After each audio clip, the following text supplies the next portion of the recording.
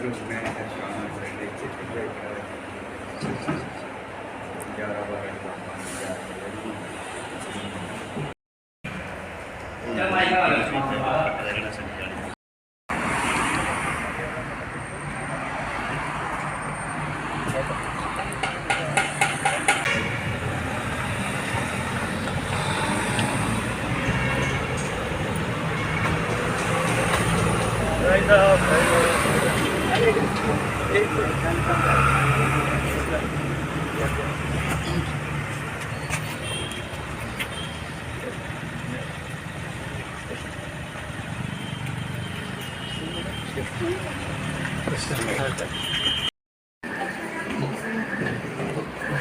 कार्यक्रम के मुख्य अतिथि माननीय अतिरिक्त पुलिस अधीक्षक सुरेंद्र शर्मा जी हमारे बीच पर पहुंच चुके हैं। मैं विनोद घबरियाल राही जी के सौजन्य से उनके पारिवारिक कार्यक्रम में जो सबसे प्रमुख और पावन कार्य है वो है विनोद घबरियाल राही जी की पुस्तक का लोकार्पण, जो कि चांद पर लाजो शीर्षक से जो है वो अभी प्रकाशित हुआ है और आज उसका लोकार्पण जो है वो यहाँ पर जो है वो इस मंच के माध्यम से जो है वो किया जाएगा। तो हमारे बीच में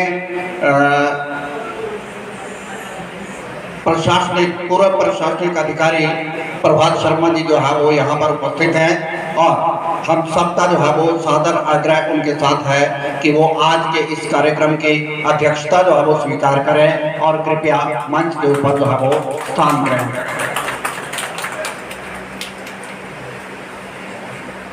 मेरा आग्रह रहेगा विनोद घबरियाल राही जी से कि वो भी कृपया जो है वो मंच के ऊपर आए।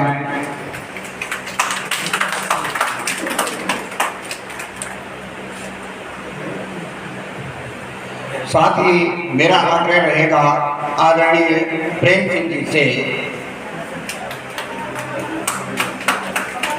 वो भी कृपया जो है वो मंच पर जो है वो स्थान ग्रहण करें।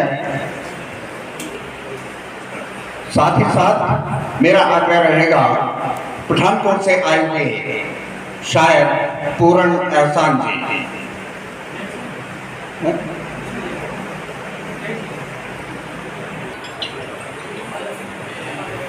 मेरा आग्रह रहेगा अशोक दत्त जी से कि वो भी मंच के ऊपर जो है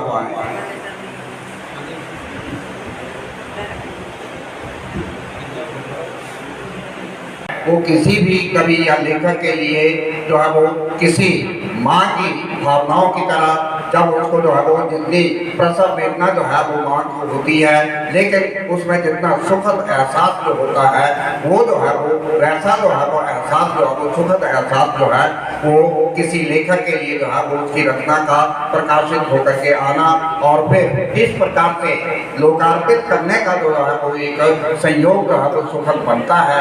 तो वो बहुत बड़े जो है वो अमूल्य क्षण होते हैं। शुभारंभ कीजिए और आग्रह करूंगा मैं घबरियाल राही जी से कि वो इस प्रक्रिया को संपन्न करवाने में जो है वो सहयोग करें।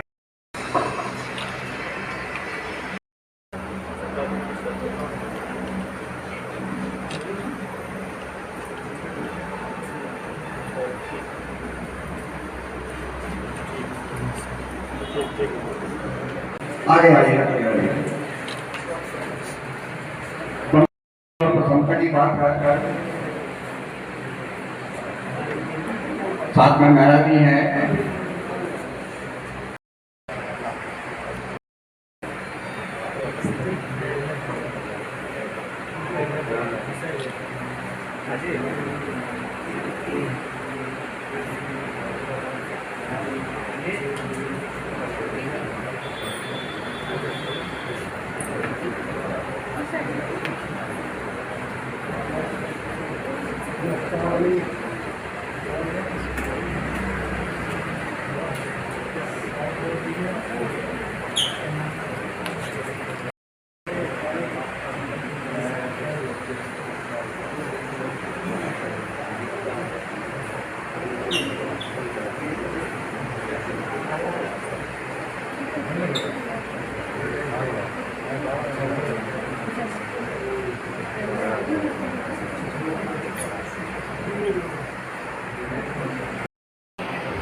एएसपी कांगड़ा श्री सुरेंद्र शर्मा जी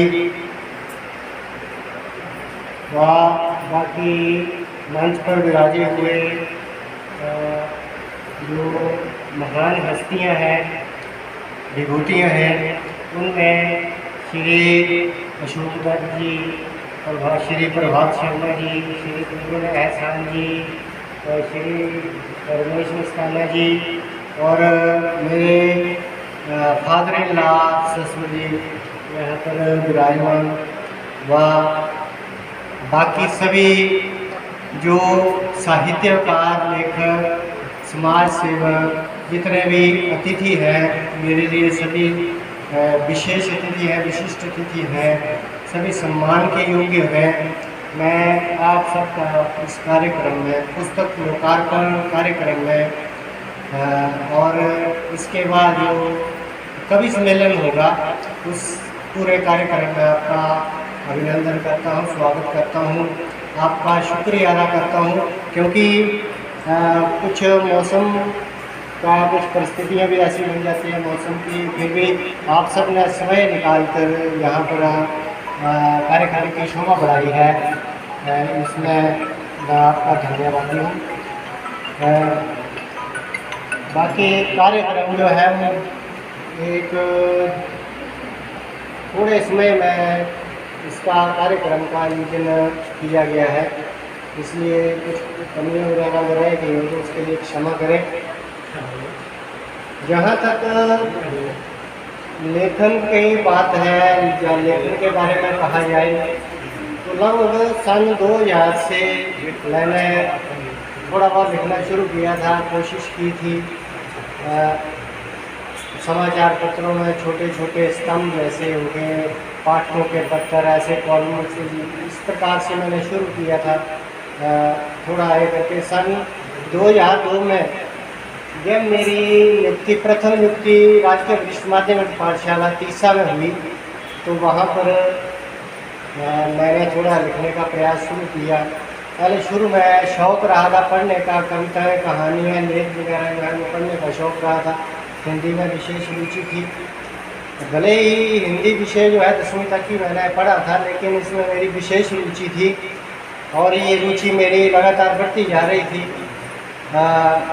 और सौभाग्यवश वहाँ पर पहले आचार्य चिराग जी और फिर चिराग जी एक जरिया बने तो हमारे चंबा के जो प्रख्यात साहित्यकार हैं श्री अशोक दत्त जी, उनके साथ मुलाकात हुई और ऐसे आगे हम मिलजुल के जो है वो सीखते रहे, कुछ आशीर्वाद मिलता रहा। तो इस प्रकार से लेखन की शुरुआत की। सन 2004 में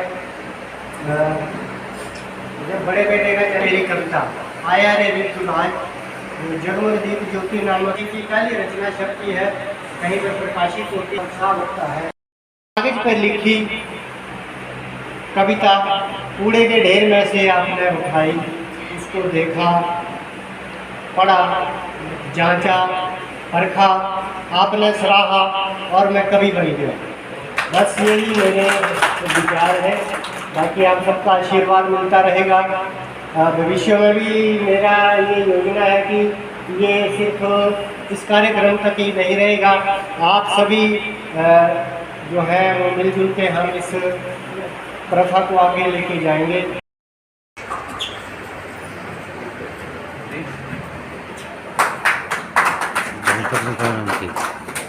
कौन है?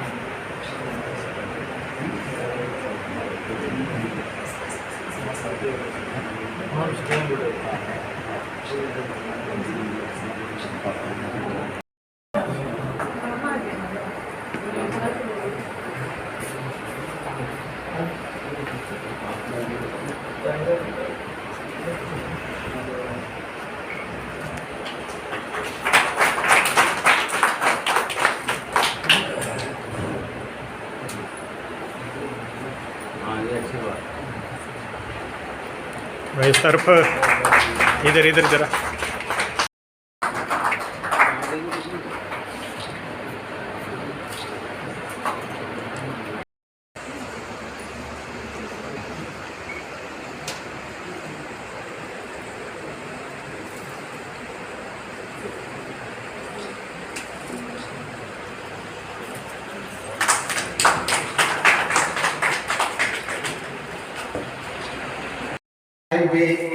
हमारे विशेष मेहमान अशोक दत्त जी, जो कि एक कुशल लेखक होने के साथ साथ हिमाचल प्रदेश साहित्य अकादमी के सदस्य भी हैं।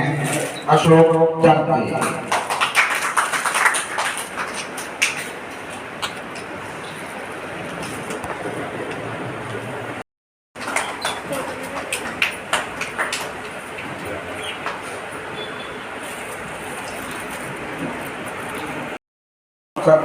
इस लोकार्पण समारोह को जो है वो पूरा करने का जो है वो प्रयास करें। बहुत बहुत धन्यवाद। और ये गौरव के क्षण जो है वो राही जी के लिए और परिजनों के लिए हैं, जो कि इसको जो है वो पूरा करने में जो है वो पूरा प्रयास जो है वो करेंगे।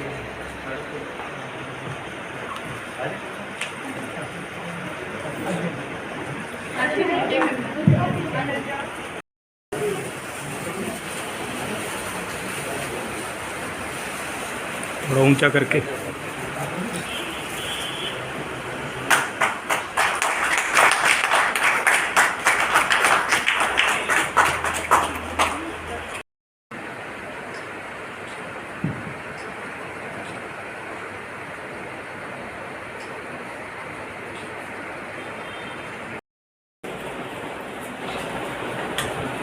सभी को मेरा सादर नमस्कार।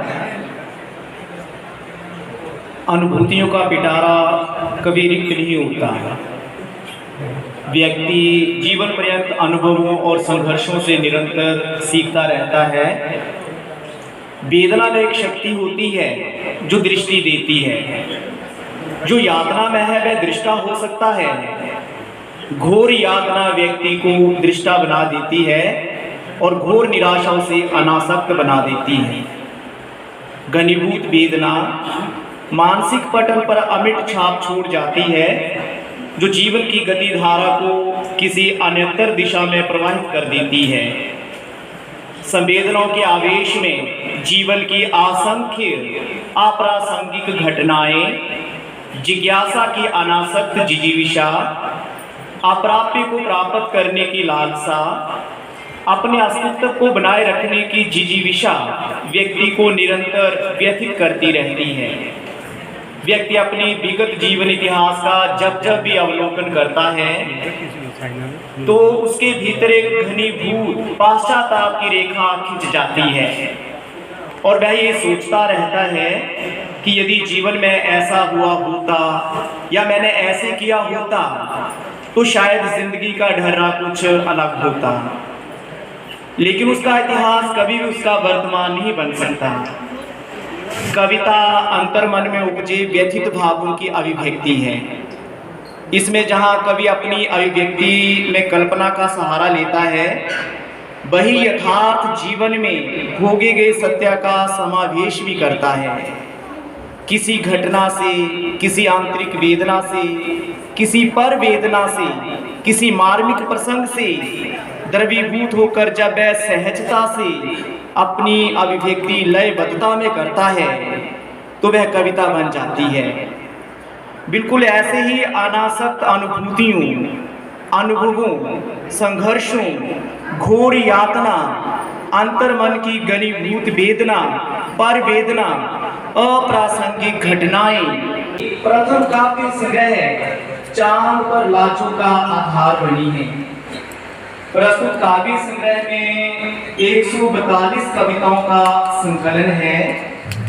इस कविता संग्रह का नामकरण इसी काव्य संग्रह में संकलित कविता चांद पर लाचों के नाम से हुआ है। नामकरण से ही आभास हो जाता है कि प्रस्तुत काव्य एक आत्मिक करुणा द्रवीभूत काव्य है। यद्यपि साहित्य जगत में ये उनकी प्रथम रचना है, परंतु ये प्रथम रचना उनकी कई वर्षों की तपस्या और साधना। जिस प्रकार राही जी का अपना चरित्र सरलता, सहजता और सादगी से भरा है और एक खुली किताब की तरह है, ठीक इसी प्रकार उनका ये काव्य संग्रह भी समाज का प्रतिबिंब है। इसमें उन्होंने जीवन के विविध आयामों और रंगों का समावेश किया है। अतः ये रचना उनकी प्रौढ़ रचना के रूप में साहित्य जगत में अपना स्थान रखती है। कि आज प्रथम एकल काव्य संग्रह चांद पर नाचों का विमोचन हो रहा है। मैं इस अवसर आपको बहुत बहुत बधाई देता हूँ, शुभकामनाएं देता हूँ कि आने वाले समय में आप और रचें, खूब रचें और अपना साहित्यिक इतिहास में अपना नाम बनाएं। दोस्तों, विनोद भव्याल राही की बेशक ये चांद पर नाचों पुस्तक एकल काव्य संग्रह के रूप में प्रथम हो सकती है, लेकिन इससे पहले इनके साझा संकलनों में भी कविताएं भी हैं, कहानियां भी हैं और विशेषांक इनका कई पत्रिकाओं में इनके ऊपर विशेषांक भी प्रकाशित हुआ है। तो आज के इस सुखद बेला पर मैं इनको इस संग्रह के लिए बहुत बहुत पुनः बधाई देता हूँ।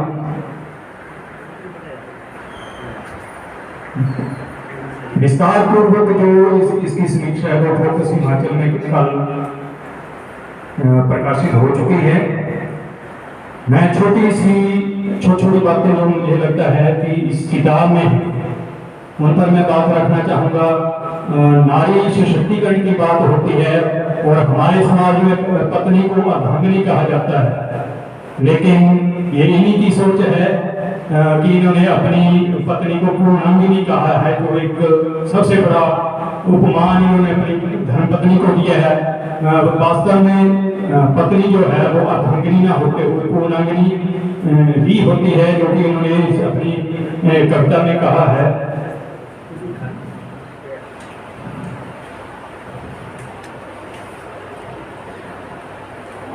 इसमें इन्होंने बहुत अच्छे तरीके से लिखा है कि तुम अद्भुत वीरांगना हो, मेरी जीत के लिए अपनी पराजय से भी डरी नहीं, कभी पराजित होकर भी हर बार जीती हो। मेरा विष पीकर भी अमृत में प्रेम रस घोला है, तुमने मेरे जीवन में अपना अस्तित्व खोकर मुझे स्थिरता दी। तुम्हारी कर्तव्य परायणता निस्वार्थ सेवा का ही परिणाम है कि तुम मेरी पसंद नापसंद मुझसे बेहतर जानते हो। मेरे सिर के बालों से लेकर टाई, बनियान, कमीज, पतलून, जूते, जुराब तक का जिम्मा ले लिया तुमने अपने कोमल कंधों पर। जमा लिया है आधिपत्य तुम्हारी खुशबू ने, मेरी सांसों पर हो गया हूँ आश्रित तुम पर इस कदर कि तुम्हें अर्धांगिनी नहीं पूर्णांगिनी कहना उचित होगा। कहीं वही प्रेमिका या पत्नी आदमी को किस तरीके से अग्रसर करती है। नारी पुरुष को अग्रसर करने के लिए बहुत बड़ा माध्यम कहा गया है, हमारे शास्त्रों में कहा गया है, और इन्होंने बिल्कुल उसको सजीव वर्णन के माध्यम से अभिव्यक्त किया है। तो ये जो काव्य संग्रह लिखा है इन्होंने, उसके पीछे का जो उनकी शक्ति है वो बिल्कुल इनकी धर्मपत्नी है। और उन्होंने कहा है, ये क्या है प्रिय, मेरी हर कविता तुमने सुनी, एकाग्रचित्त तालियां भी पीटी जोर से, कम पड़े कहीं तो दिए अपने शब्द। कितनी बड़ी बात कही है।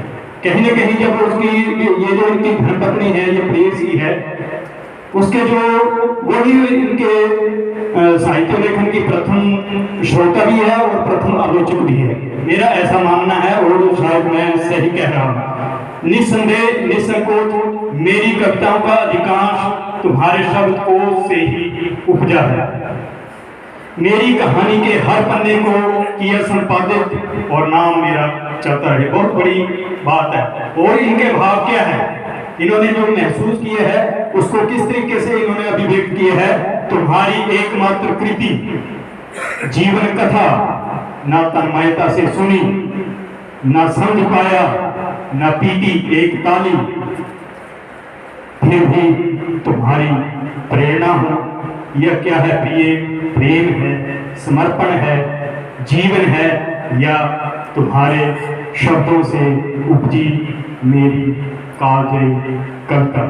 दोस्तों, माँ पर बहुत सारी कविताएं लिखी गई हैं, बहुत सारी ग्रंथ रचे गए हैं माँ पर, लेकिन इस संग्रह में इन्होंने अपने बेटे को लेकर के, अपने पिता को लेकर के, अपने दादा को लेकर के, अपनी दादी को लेकर के कविताएं लिखी हैं। और दादी का दर्द तो बहुत बड़ा है।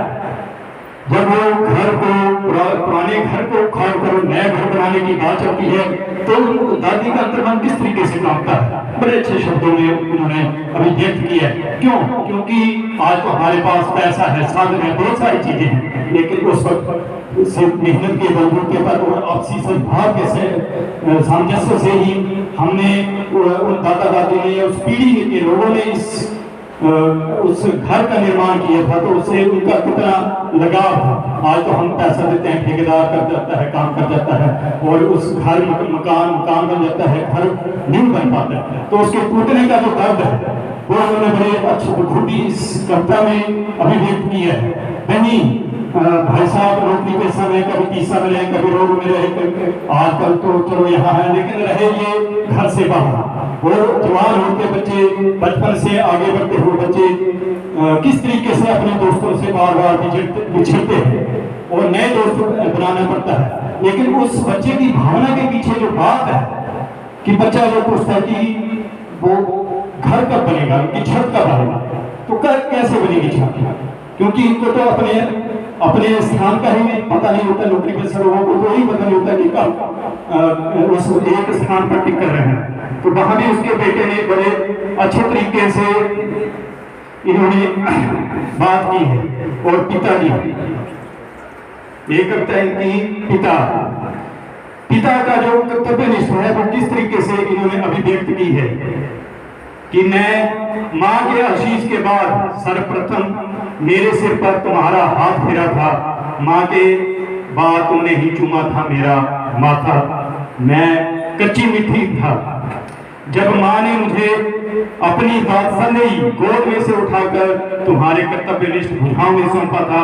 मेरे जीवन को आवश्यकता थी आकार की, तुमने कुम्हार बन प्रेम की तरलता से हाथ को भिगोकर शुरू किया था देना आकार मेरे व्यक्तित्व को। तो वही इनकी एक और कविता है प्रकृति से जुड़ी हुई। प्रकृति पर इन्होंने बहुत सी कविताएं लिखी हैं, नदी लिखी है, बचपन की नन्ही दोस्त लिखी है, बिल्कुल बड़ी अच्छी बात है नन्ही दोस्त। आज हमारे आंगन में चिड़िया आती नहीं, गुरैया आती नहीं है, तो उसके पीछे का जो व्यक्तिगत कारण इन्होंने ये भी माना है कि बालमन में हम उनको पत्थर मारते हैं। और जो इसका कविता का अंत किया है कि किस तरीके से कहाँ हो कहीं जाने अनजाने में मन तो नहीं गई तुम सचमुच ही मेरा शिकार। तो ये भी एक इनकी जो सोच थी गुरैया के प्रति। आज तो थोड़ा सा कहीं कहीं गाँवों में चिड़िया फिर चहकने लगी हैं, लेकिन आज से 5-7 वर्ष पूर्व बड़ी कम, या तो मैं ये भी कह सकता हूँ कि दिखती नहीं थी, लेकिन आज फिर ये प्रयास शुरू हुए हैं।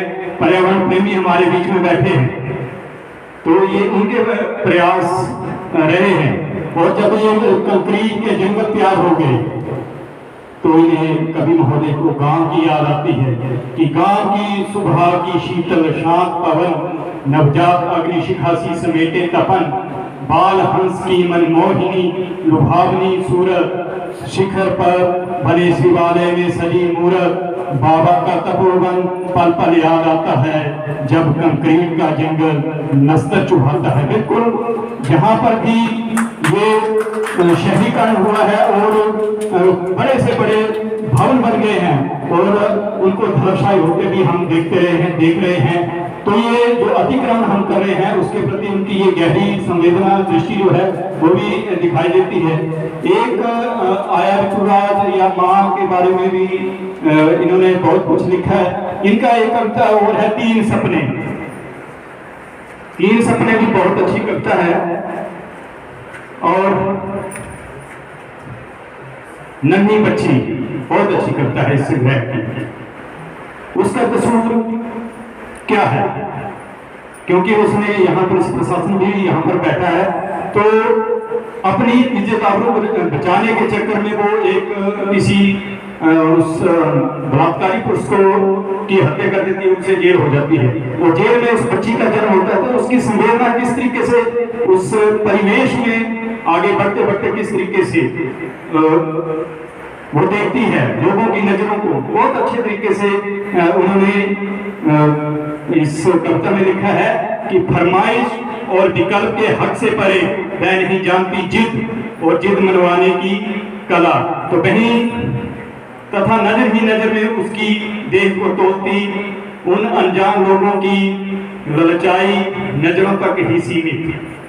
और एक कविता इन्होंने कोरोना पर भी लिखी है, बहुत सारी है, सब कुछ सारी कविताएं पठनीय संग्रह नहीं है। और भाषा का और जो इन्होंने नए नए प्रतीकों का प्रयोग किया है वो सच में काबिल तारीफ है। इसके पहले इस संग्रह पर और बात करूं अच्छा नहीं लगेगा मुझे। आप स्वयं जब इस कविता से काव्य संग्रह से रूबरू होंगे तो आप बड़े अच्छे तरीके से इनकी भावना संवेदना और भाषा को अच्छे तरीके से समझ पाएंगे। मैं पुनः इनको बधाई देता हूं। और ये भी इससे पहले इनके अनंत आकांक्षाओं का आकाश संवेदना की बीच में कोरोना का खुशबू खिलते फूलों की जो इनके संग्रह कहानी संग्रह साझा संकलन हुए हैं वो भी प्रकाशित हुए हैं। मैं इन्हीं शब्दों के साथ अपने वक्तव्य को विराम देता हूं। बहुत बहुत धन्यवाद।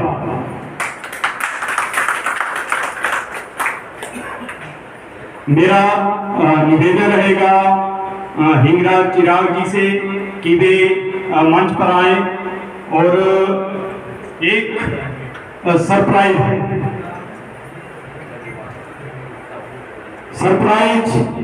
के लिए तालीम डाल दें प्लीज। सरप्राइज खोल दें। आपको एक जानकारी और दे दूं कि विनोद ध्रुव्याल राही के पुत्र आर्यन ध्रुव्याल राही इस 10वीं की परीक्षा में पूरे हिमाचल में प्रथम आए थे सीबीएसई में और पूरे भारत में 5वें स्थान पर रहे हैं। तो ये कुछ अपनी बात रखना चाहते हैं हिंगराज चिराग जी, उत्तम सूर्यवंशी जी, उत्तम सूर्यवंशी जी, आपका युद्धवीर जी श्याम अजनबी जी, वे और मेरा निवेदन रहेगा आर्यन ध्रुव्याल राही जी से कि वे भी मंच पर आ जाए। ध्रुव राही जी और आर्यन की मम्मी भी वे भी मंच पर आए। और मुख्य अतिथि महोदय से भी निवेदन रहेगा, गणमान्य व्यक्तियों से भी निवेदन रहेगा कि ये जो सरप्राइज को सरप्राइज देना चाहते हैं जो कि अब सरप्राइज ना रह करके प्राइज बन गया है।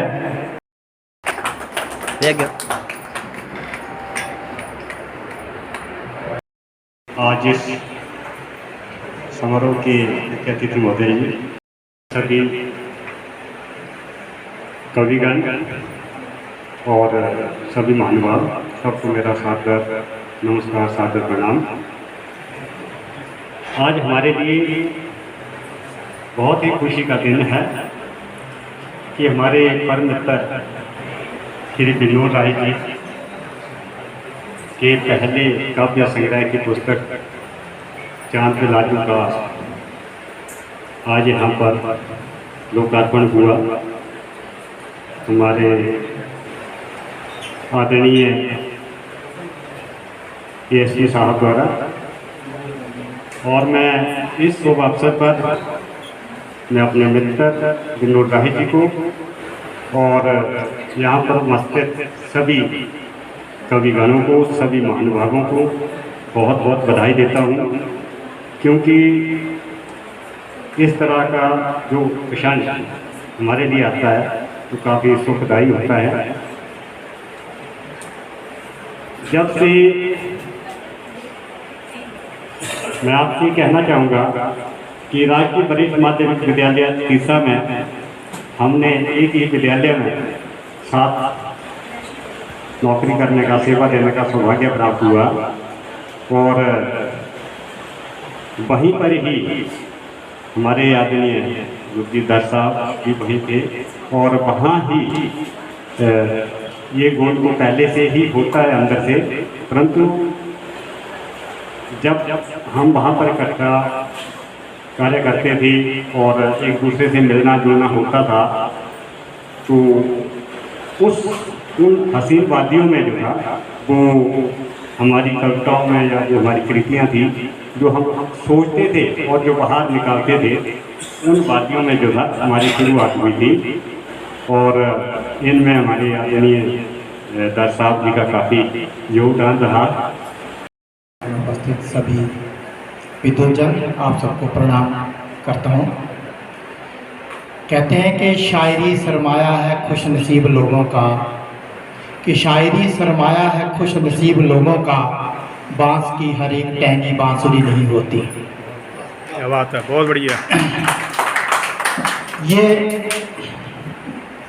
एक कविता जो है ये एक तरह पैगंबरी परमात्मा के शब्द हैं जो आदमी के माध्यम से समाज में प्रसारित होते हैं।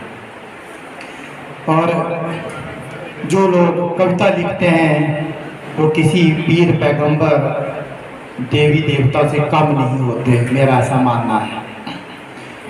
हम रामचरितमानस को पढ़ते हैं, बाकी जितने भी ग्रंथ हैं गुरु ग्रंथ साहब में जितनी भी वाणियाँ हैं वो सभी जो संत कवि हुए हैं उनकी वाणी वहाँ दर्ज है। तो मैं समझता हूँ कि ये जो हमारी जो हम जिसको कविता कह रहे हैं ये कविता नहीं, ये परमात्मा के शब्द जो है हमारे माध्यम से समाज में प्रचारित होते हैं।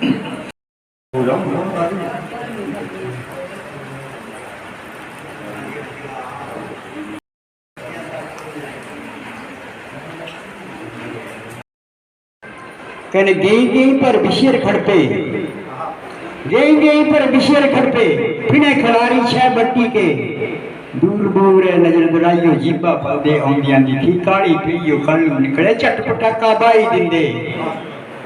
कहने निके निके टिड मकोड़ू सूका ने निके निके टिड मकोड़ू सूका ने निगलोई जांदे, जीना ता जीना कियां खड़पे डंग टकाई देना।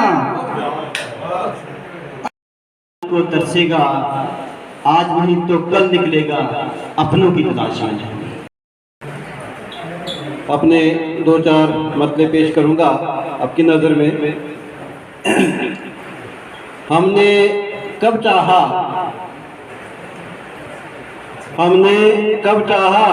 कि हमको खास बना कर रख, मसाना सर, हमने कब चाहा कि हमको खास बना कर रख रिश्तों में, लेकिन थोड़ा तो एहसास बचा कर रख। कि हमने कब चाहा हमको खास बना कर रख रिश्तों में, लेकिन थोड़ा तो एहसास बचा कर रख। लाचारों मजलूमों की आवाज उठा कर रख, पर कटने तक तो अपनी परवाज बचा कर रख। कि पर कटने तक तो अपनी परवाज बचा कर रख। सबको सब कुछ नहीं मिलता, दुखी क्यों है तू मन मेरे, सबको सब कुछ नहीं मिलता, हमारे चमने से जग में कभी भी चमन नहीं खिलता। क्या बात है, बहुत बढ़िया। पूरों प्रभु देता है हमें वही सब जो हमारे लिए अच्छा हो, प्रभु देता है। लगाता ऊंचा जय हिंद का नारा है, वीर सैनिक लगाता ऊंचा जय हिंद का नारा है। चहुं ओर भारत तेरा ही बस गूंजे जयकारा है, चहुं ओर भारत तेरा ही बस गूंजे जयकारा है। सीमा पे खड़ा वो प्रहरी हिंद का ही रखवाला है, सीमा पे खड़ा वो प्रहरी हिंद का ही रखवाला है। सैनिक के वेश में माँ भारती ने शेरों को ही पाला है। आओ मिलकर आजादी का पर्व मनाएं, अमृत महोत्सव के इस अवसर पर दीप जलाए। बहुत बढ़िया। अमृत महोत्सव के इस अवसर पर दीप जलाए। याद करें प्रणाम करें, याद करें प्रणाम करें देश के वीर सपूतों को। मिली आजादी जिनके बलिदान से इस देश को। पहरा लगने लगा है, आज पानी पे पहरा लगने लगा है, कल आसमां से टपकने वाली बूंदों की बारी है। आज पानी पे पहरा लगने लगा है, कल आसमां से टपकने वाली बूंदों की बारी है। हो रही मानवता तार तार हर रोज लक्षण बनाते हैं, यह महाविनाश की तैयारी है।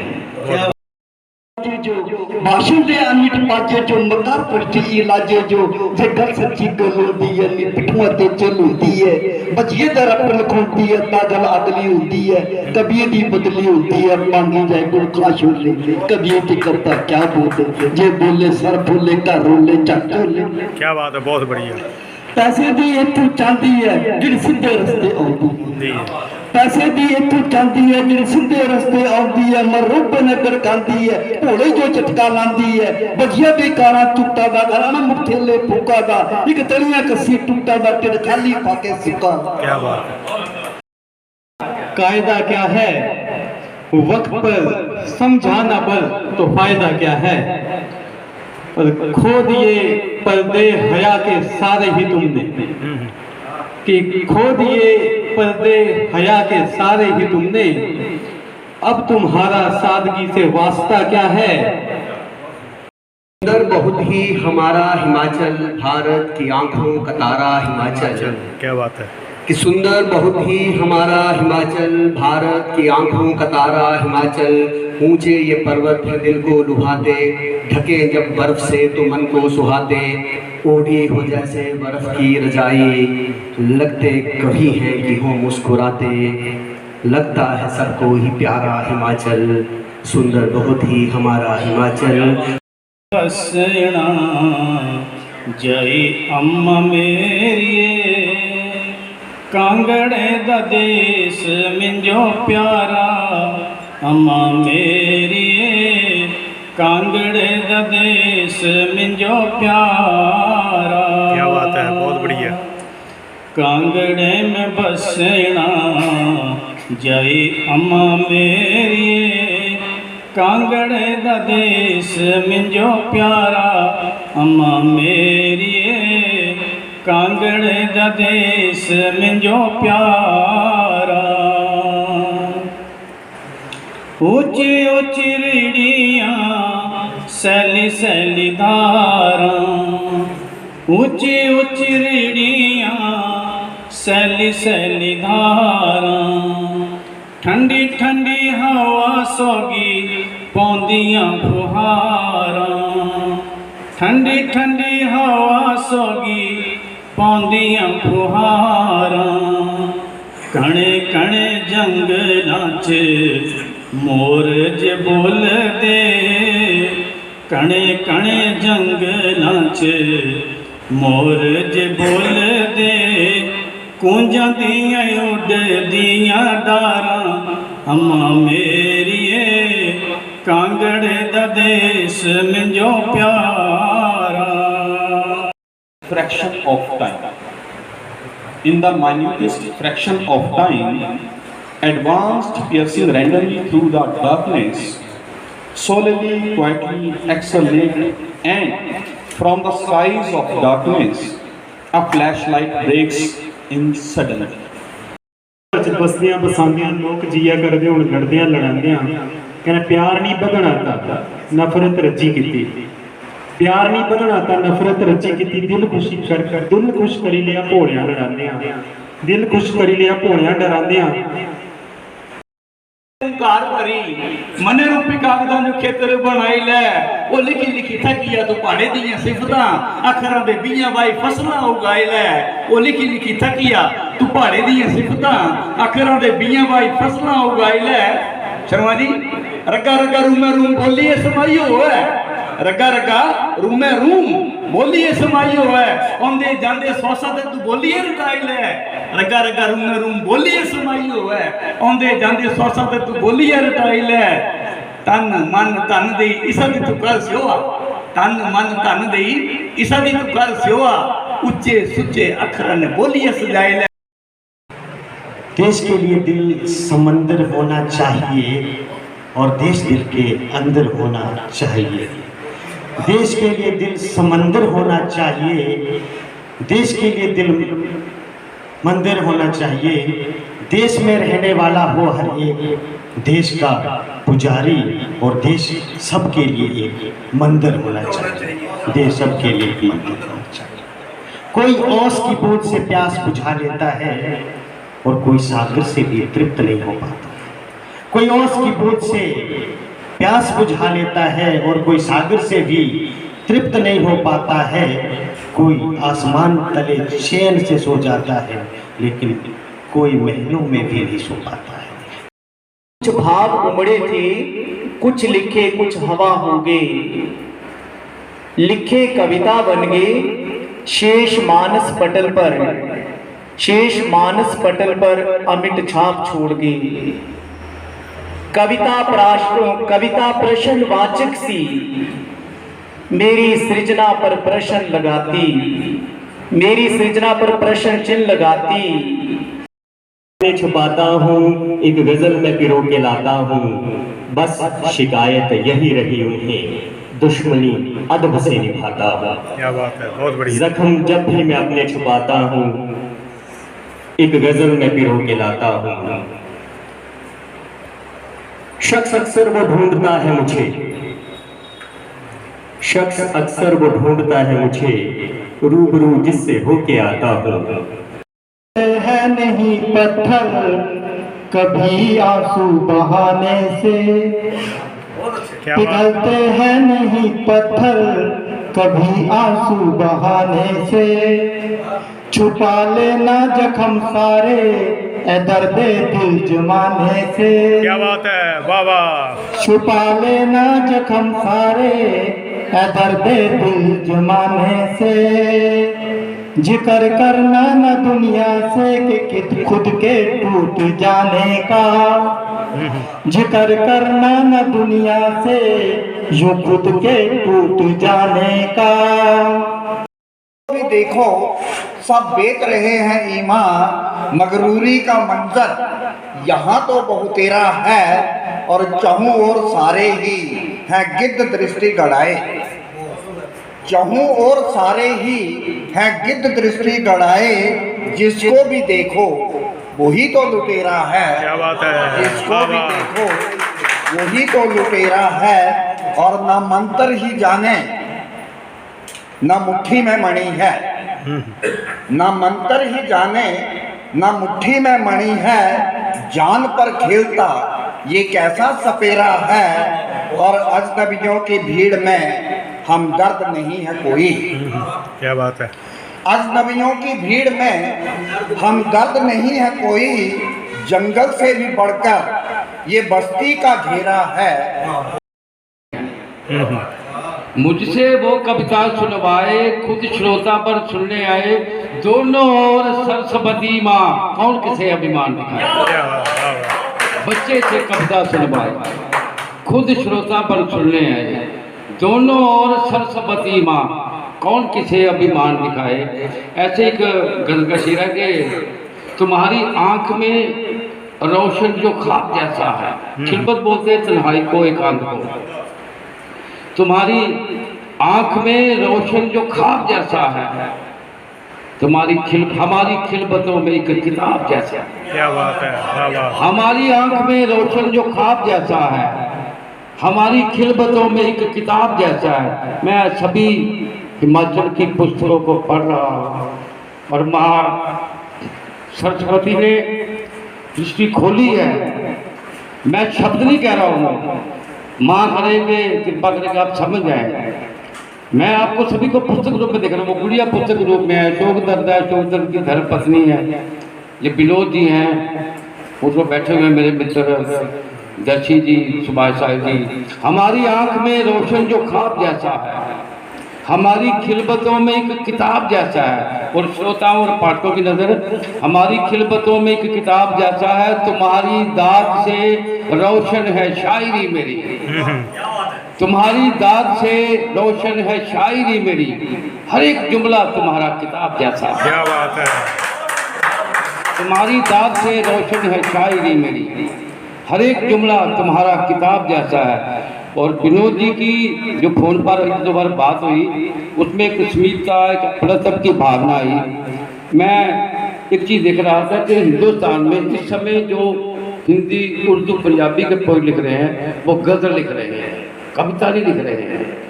गज़ल में एक फॉर्मेट मिलता है, एक सहायता मिलती है, शबाब आता है, जनाब आता है, किताब आता है, जवाब आता है, वो एक मस्त कर देती है आपकी, उसमें थोड़ी सी ट्यून मिल जाती है। लेकिन कविता लिखना बहुत दुष्कर है, जिसमें आप अपने टैलेंट को, अपनी विचारधारा को, अपने उपकार को, अपने संस्कार को, अपनी मानवता को प्रकट करने की चेष्टा करते हो।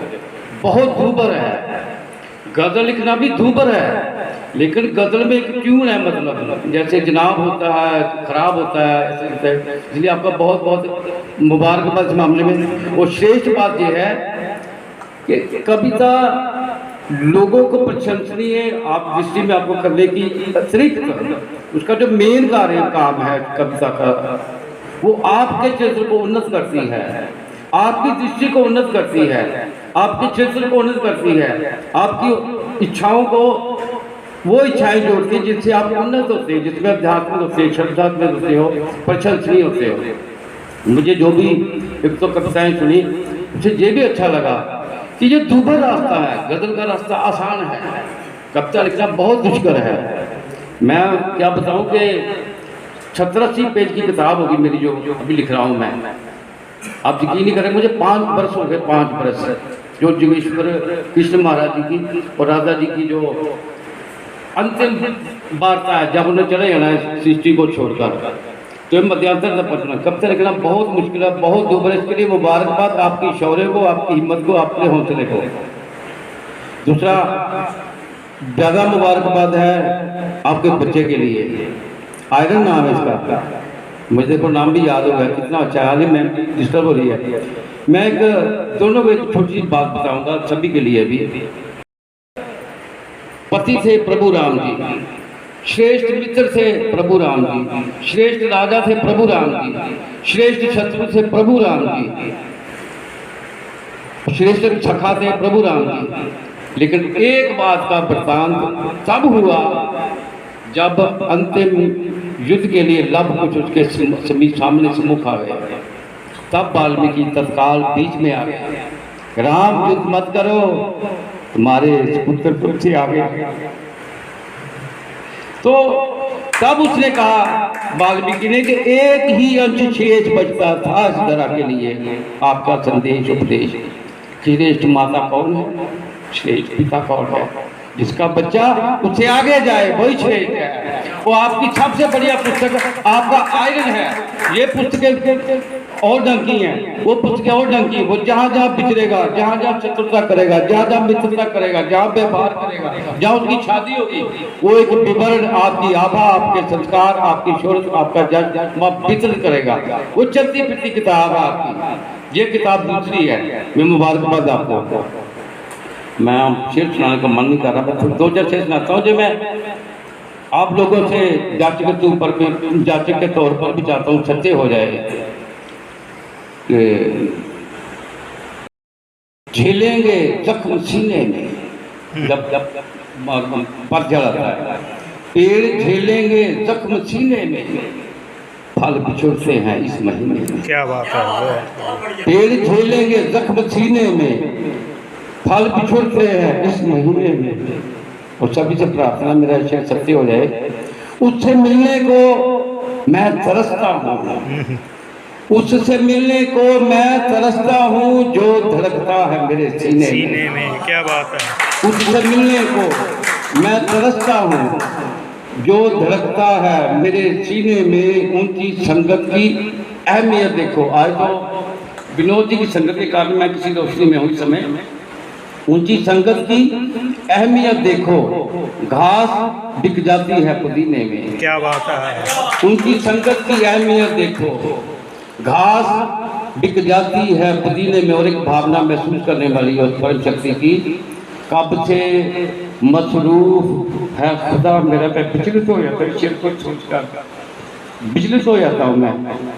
घास बिक जाती है पुदीने में, कब से मसरूफ है खुदा मेरा, कब से मसरूफ है खुदा मेरा, आत्माओं के चोले सीने में। कोई दोबारा रिपीट नहीं होता उसका। कब से मसरूफ है खुदा मेरा, आत्माओं के चोले सीने में। 4-5 शेर और सुनाता है गजल के, वो भी एक जोगेश्वरी का कृष्ण शेर आता है उसमें कि शाह कस्बे के भिखारी हो गए। क्या बात है। शाह कस्बे के भिखारी हो गए, 4 झगड़े फौजदारी हो गए। 4 झगड़े फौजदारी हो गए। अब कहाँ शेरो सुखन की महफिलें, अब कहाँ शेरो सुखन की महफिलें, सारे शायर कारोबारी हो गए। अब कहाँ शेरो सुखन की महफिलें, सारे शायर कारोबारी हो गए। फैक्ट्री में हाथ तो मेरे कटे। क्या बात है। फैक्ट्री में हाथ तो मेरे कटे, मेरे बच्चे क्यों भिखारी हो गए। क्या बात है, क्या बात है। फैक्ट्री में हाथ तो मेरे कटे, मेरे बच्चे क्यों भिखारी हो गए। और ये पहला शेर है जिसको मैं 6 महीने पर, साल पर किसी को सुनाया, तो मैंने सोचा मैंने ये दुष्टता कर दी है, लेकिन बाद में शेर जब मुझे समझ आया फिर मैं सुनाया, मेरे बच्चे क्यों भिखारी हो गए। एक अजीब प्रश्न है जो धरा पर मैंने किया उसके विपरीत, मेरे बच्चे क्यों भिखारी हो गए। आपकी संगत में थे जब कृष्ण जी, आपकी संगत में थे जब कृष्ण जी, कैसे फिर पांडव जुआरी हो गए। क्या बात है, क्या बात है। आपकी संगत में थे जब कृष्ण जी, कैसे फिर पांडव जुआरी हो गए। सच कहा तो झूठ गई शहर में, सच कहा तो झूठ गई शहर में, हम भी मुजरिम इश्तहारी हो गए। क्या बात। खुशी से मैं चलने में सुनाऊंगा।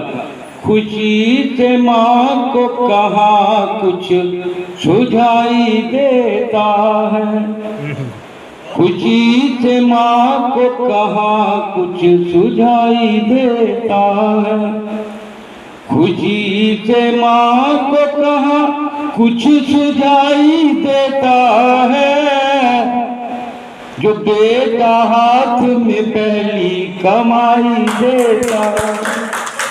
आपको, आपके माता पिता को, आपकी की समर्पित बच्चों की भावना के लिए आप मॉडल हो, पूरे हिमाचल का मॉडल बनो। बहुत बहुत धन्यवाद। मुझे आपने भावना दी, आनंद दिया। मैं सारे इस प्रांगण बैठेंगे बुद्धिजीवियों को प्रणाम करता हूँ। जय श्री कृष्ण। आप बैठे हैं, सुन रहे हैं, बड़ी अच्छी बात है, ये अच्छी परंपरा है। आज के इसके कार्यक्रम के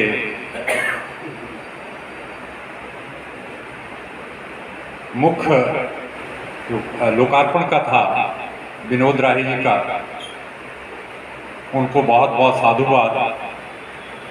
बहुत अच्छा प्रयास, बहुत अच्छा इनका प्रबंध और लोगों को अच्छा लगा, इसीलिए बैठे हुए। तालियां बजा लो एक बार। तालियां तो अपने स्वास्थ्य के लिए बजा दो, वैसे मेरे लिए बजाने के लिए विनोद राही के लिए, विनोद राही के लिए बजा दो, और अपने स्वास्थ्य को ठीक रखने के लिए तालियां बजा दो।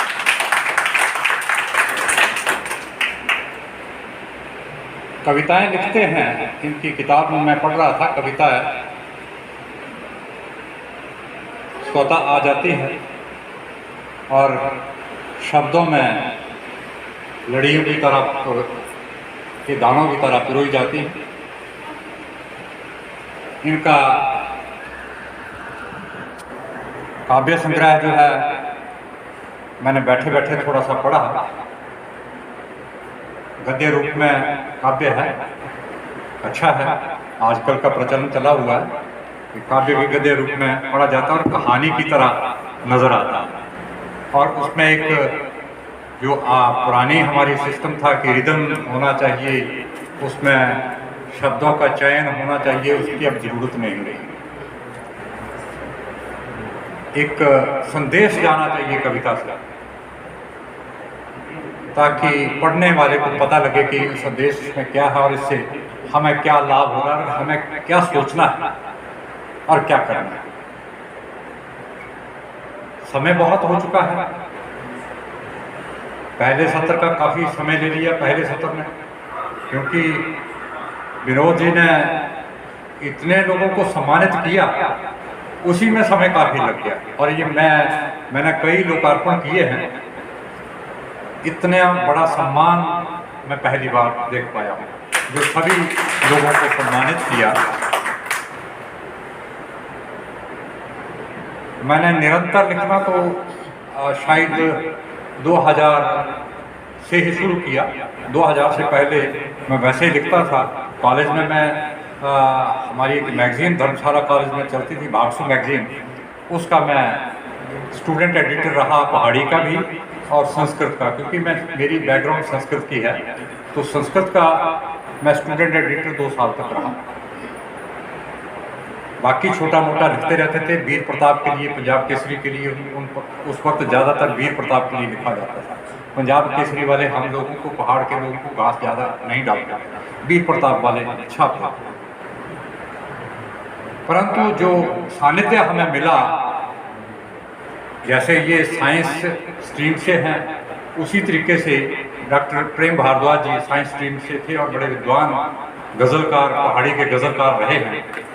उनके सानिध्य में हमने ये काम मंडी में ज़्यादा हमें करना पड़ा, क्योंकि मैं उस वक्त वहाँ तहसीलदार था और AC to DC भी रहा, तो उस वक्त वो ADM थे, तो हम लोग प्रायः वहाँ कार्यक्रम करते रहते थे। तो मैं ज़्यादा समय आपका नहीं लूँगा और ना कविता सुनाऊँगा, क्योंकि कविता सुनाऊँगा तो काफ़ी समय लंबा हो जाएगा। ये लोग होटल वाले भी इंतज़ार कर रहे हैं और कुछ लोगों के पेट भी इंतज़ार कर रहे हैं कि जल्दी। अच्छा, चलो एक कविता कहते हैं तो सुना देता हूँ, लेकिन अंधेरा बहुत है, लाइट कम हो रही है। कोई बात नहीं, लाइट का प्रबंध कर दे। लाइट आ जाएगी, हाँ मोबाइल की लाइट से कर लेते हैं, कोई बात नहीं। मैं अपनी मोबाइल की लाइट करता हूँ, वो बेहतर है।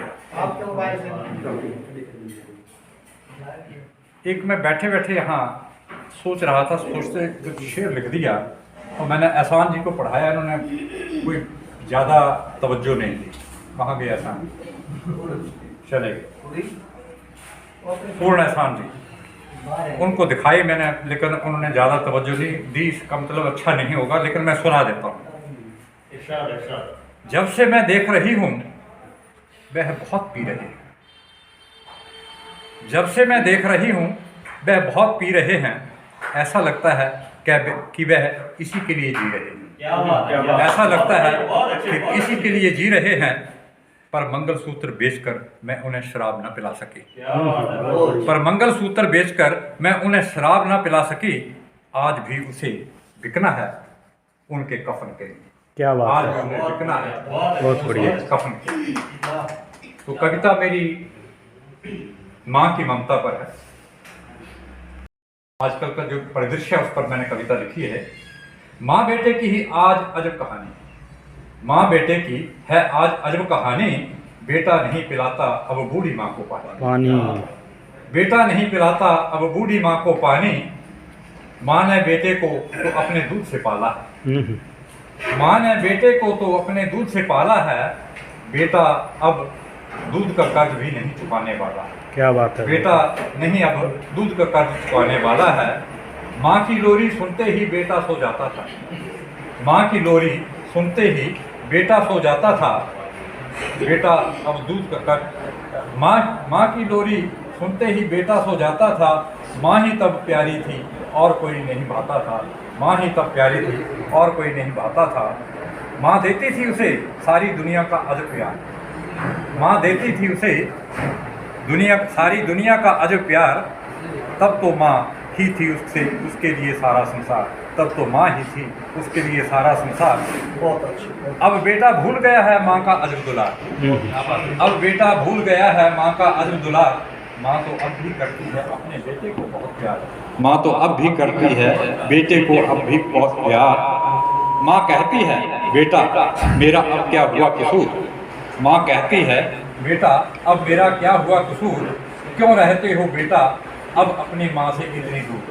क्यों रहते हो बेटा अब अपनी माँ से दूर। दूर हुआ है बेटा अब माँ से, माँ की नहीं करता है सत्कार। दूर हुआ है बेटा अब माँ का नहीं करता है सत्कार। कर्ज फर्ज सब भूला है करता है अब अजब व्यवहार। क्या बात है। कर्ज फर्ज अब भूला है सारा करता है अब अजब व्यवहार। बेटे की आंखों में अब माँ के प्यार की नमी नहीं। बेटे की आंखों में अब माँ के प्यार की नमी नहीं है। प्रभात माँ की ममता में अब भी कोई कमी नहीं है। क्या बात है। अब भी कोई तो धन्यवाद आपका। सुनाऊंगा। पिता, माँ के आशीष के बाद सर्वप्रथम मेरे सिर पर तुम्हारा हाथ फेरा था। माँ के आशीष के बाद सर्वप्रथम मेरे सिर पर तुम्हारा हाथ फेरा था। माँ के बाद तुमने ही चूमा था मेरा माथा। क्या बात है।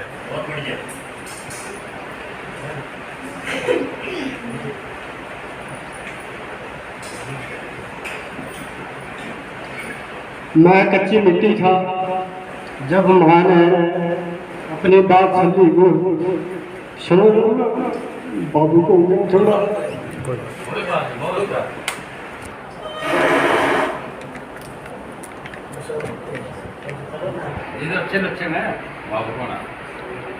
मैं कच्ची मिट्टी था जब माँ ने मुझे अपनी बात्सल्य गोद में से उठाकर तुम्हारी कर्तव्यनिष्ठ बुझाऊ में सौंपा था। मेरे जीवन को आवश्यकता थी आकार की। तुमने कुम्हार बनकर प्रेम की तरलता में हाथ भिगोकर शुरू किया था देना आकार मेरे व्यक्तित्व को।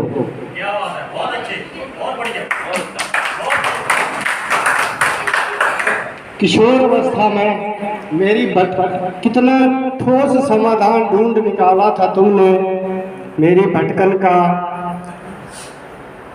किशोर अवस्था में मेरी भटकन का कितना ठोस समाधान ढूंढ निकाला था तुमने। ये कोई गाली या लात घूंसा नहीं था, बल्कि मुझे मेरी ज़रूरतों और मुझसे परिवार की समाज की अपेक्षाओं का बोध कराना था। क्या बात, बहुत बढ़िया।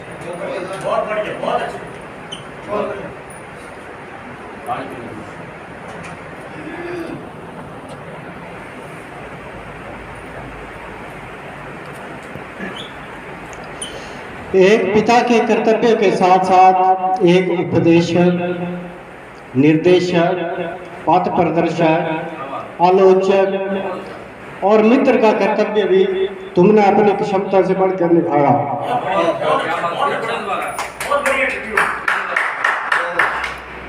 एक पिता के कर्तव्य के साथ साथ एक उपदेशक, निर्देशक, पथ प्रदर्शक, आलोचक और मित्र का कर्तव्य भी तुमने अपनी क्षमता से बढ़कर निभाया। अपनी संतान के सुनहरी भविष्य के लिए निज स्वार्थों, अपनी संतान के सुनहरी भविष्य के लिए निज स्वार्थों, इच्छाओं को तिलांजलि देना, निज स्वार्थों, इच्छाओं को तिलांजलि देना कोई तुमसे सीखे। क्या बात है, बहुत बढ़िया। मेरा ये जीवन तुम्हारे श्रम, परित्याग और आशीषों की ही उपज है। धन्यवाद आप सबका। आज यहाँ पे जो विनोद राही हैं, इन्होंने अपनी एक कविता संग्रह चांद पर लाजू का विमोचन किया है बुक का, जिसमें मुझे उपस्थित होने का मौका मिला। और यहाँ पे काफ़ी हिमाचल के प्रसिद्ध साहित्यकार, इतिहासकार और कवि लोग आए हुए थे, जिन्होंने काफ़ी अपनी रचनाएं और कृतियाँ बतलाई हैं और समाज में जो सोसाइटी में क्या क्या चल रहा है, बहुत ज्वलंत मुद्दों पे उन्होंने अपने विचार रखे हैं। और विनोद राही जी ने जो ये काव्य संग्रह की रचना की है उसमें भी बहुत ही अच्छी कविताओं का संग्रह है ये, और जिसका आज विमोचन हुआ है। और शुभकामनाएँ हैं कि इनकी राष्ट्रीय स्तर तक काफ़ी अच्छा मिला। तो आज से मैं कविता लेखन में हूँ, इस क्षेत्र में हूँ मैं, और ये मेरा पहला काव्य संग्रह है चांद पर लागू, जिसमें मेरी शुरुआती दौर से लेके आज तक की पुस्तक प्रकाशित होने तक की जो मुख्य कविताएं जिनको मैं समझता था कि वो पसंद आएंगी, पाठकों को पसंद आएंगी, समाज को पसंद आएंगी, मैंने इसमें संकलित की है। तो 68 कविताओं का संग्रह है ये, जो रुद्रादित्य प्रकाशन प्रयागराज इलाहाबाद से ये प्रकाशित है। और ये हार्ड बाउंड और पेपरबैक दोनों में छपा है, उपलब्ध है, और अमेज़न पर भी उपलब्ध है। कोई भी जो है वो मेरे नाम से सर्च करके उसको अमेज़न से ऑनलाइन ऑर्डर कर सकता है। तो इसके बारे में बाकी आप सब मुख्य अतिथि महोदय तो हमारे बीच में, लेकिन बहुत ज़्यादा समय उन्होंने हमें दिया एक इतने ऊंचे पद पर बैठे हुए व्यक्ति के लिए। ये इतना समय निकाल पाना जो है वो मामूली बात नहीं है।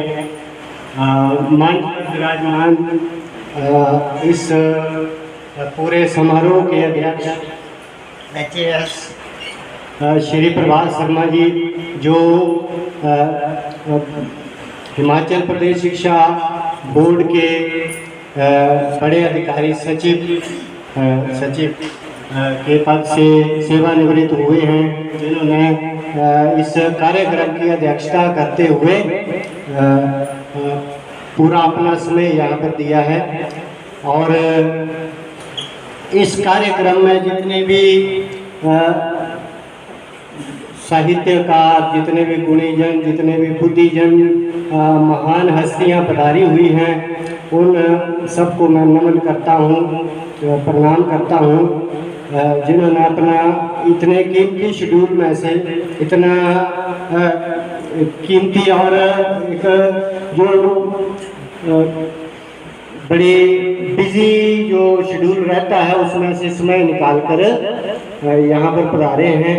मान सम्मान जो दिया है, मैंने जो आग्रह किया था उसको पूरे सम्मान सहित वो यहाँ पर अपना आशीर्वाद लेकर आए हैं।